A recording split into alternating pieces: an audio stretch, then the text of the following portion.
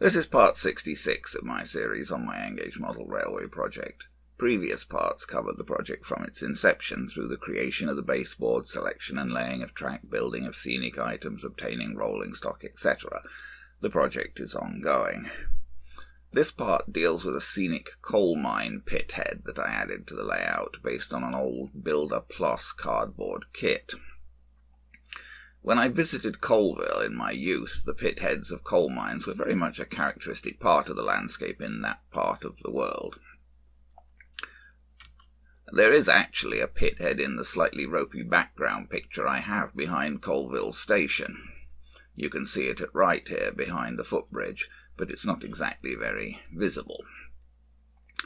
Anyway, when Scotty at Tiny Railroads in Delhi, Ontario turned up a bunch of old N-gauge kits, amongst them was a card kit for a mine pithead, and I had to pick it up. You can see it here at top centre, along with the other things I picked up at the same time. Now, this was a Builder Plus kit, not a brand I'd worked with before. It certainly wasn't in the same league as the Metcalfe card kits, not so sturdy, not so well printed and detailed, not so well thought out in terms of construction, and not featuring such clear directions. The kit was printed on quite thin, flimsy card. Some of the parts were pre-stamped out, but many smaller parts, such as the window transoms and the wheels for the pithead hoist, had to be cut out manually. Not at all an easy feat, especially in the case of the wheels. The kit did feature separate transparent window parts. Here's my first attempt with this kit, assembling the small building into which a train track could be brought. The windows were fiddly to do, since separate sills and transoms had to be fitted, and the sills didn't really sit well given how thin the card was. I actually put the wrong floor piece into this building, as I had trouble making out the labelling and instructions, and the floor pieces for the two buildings were very similar. You can see here that the building doesn't look too bad, but is not comparable to the results you can get from Metcalfe kits. I didn't take a lot of detailed pictures of the assembly of this kit. Here the set is pretty much finished.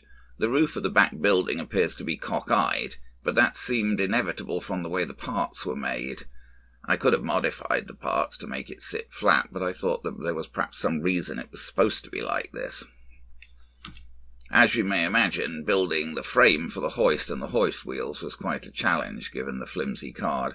I'm none too sure if the way I folded up the frame and glued it was really the way it was supposed to go, but it worked up to a point.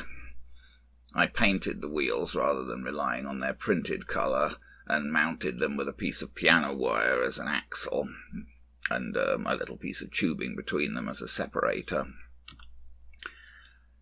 As with the Metcalfe kits, or pretty much any card kit really, some colouring in of edges and corners helps to hide the white edges of the card and make things look more solid, and quite a bit of grey paint was involved on the hoist frame. I really didn't have a very sensible place for a pithead like this to go on the layout, so it ended up going on top of the tunnel in the southeast corner. I suppose it doesn't really make sense having a railway tunnel go through right next to a pithead like that, but it's hard to avoid adjacencies that don't make sense in the limited space of a layout. Nonetheless, I decided I would keep the pithead on top of the tunnel there, so I went ahead and laid some track so the pithead could be accessed by a train, not an actual operating train connected to the rest of the layout, just a static scenic element. I laid down a curve of track using some pieces of old Pico track that someone had given to me, and ballasted it. This possibly makes even less sense than the position of the pithead, just a short track from the interior of the pithead building and off the far side of the tunnel piece. And here it is at that stage back on the layout in the corner there. It's unfortunate that the track runs straight into the old TV. It would be really helpful if I could think of a good way of hiding the back of the TV there, as it's now the main offender that spoils the scenic look of the layout on the south and east sides.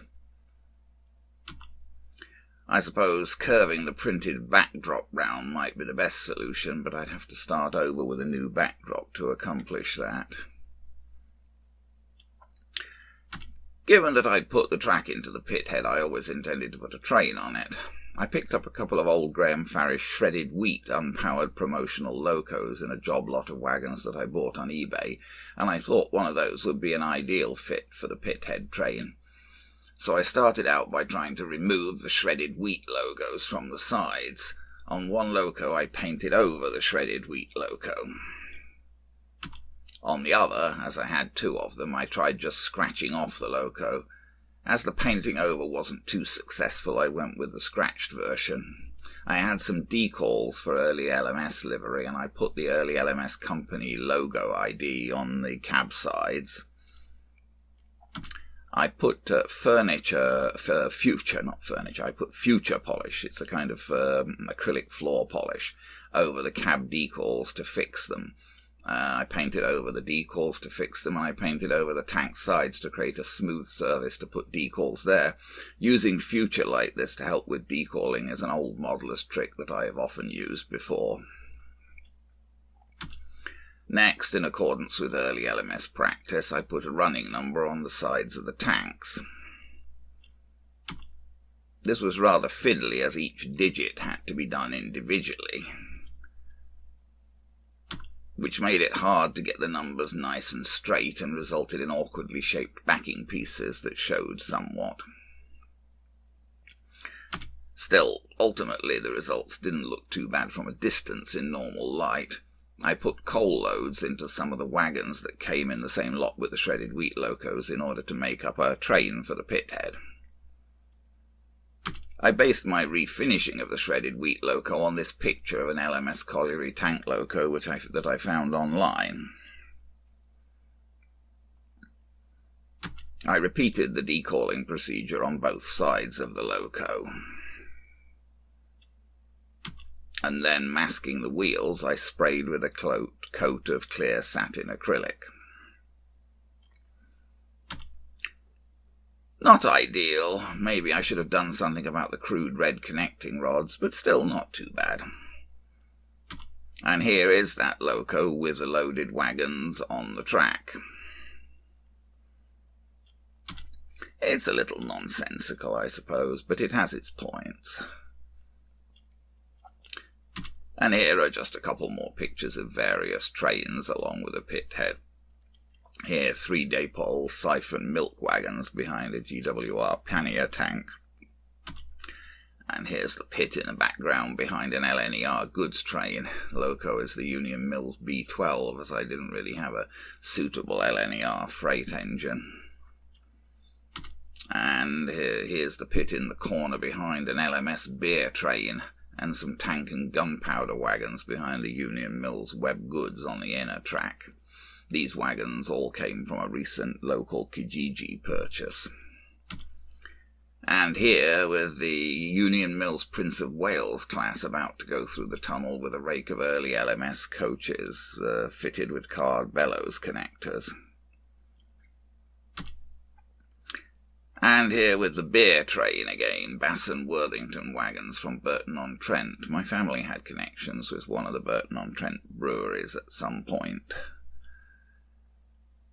Well, on balance, I feel the exercise with this cardboard coal mine was worthwhile, and I hope you agree with me. Obviously, I'm more of a tinkerer than a perfectionist as a modeller.